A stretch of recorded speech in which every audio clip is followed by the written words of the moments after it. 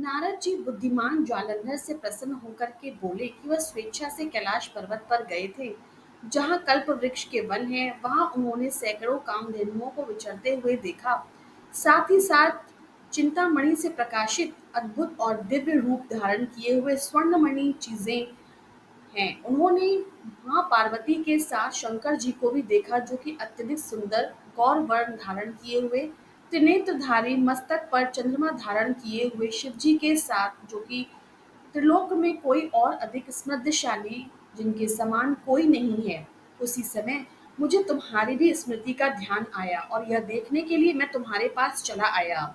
यह सुनकर जालंधर अत्यधिक प्रसन्न हुआ। इस पर नारद जी ने प्रसन्न होकर के जालंधर से कहा कि तुम तो त्रिलोकपति होने के योग्य थे। ब्रह्मा जी का विमान तुम ले आए। पृथ्वी पर जितने भी आल पर रत्न अत्यधिक थे वह सब तुम्हारे पास ही हैं। हाथी घोड़े कल्पवृक्ष कुबेर की संपत्ति भी तुम्हारे पास है। इसीलिए मैं तुमसे अत्यधिक प्रसन्न हूँ। पर तुम्हारे पास कोई स्त्री नहीं है। उसके बिना यह सब कुछ कम लगता है। तुम किसी स्त्री को धारण करो। नारद जी के ऐसे वचन सुनकर दैत्यराज अत्यधिक व्याकुल हो उठा।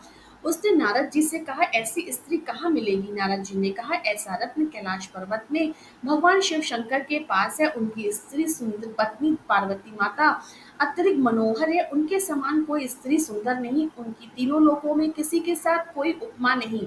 ऐसा कहते हुए देव ऋषि नारद आकाश मार्ग से चले गए।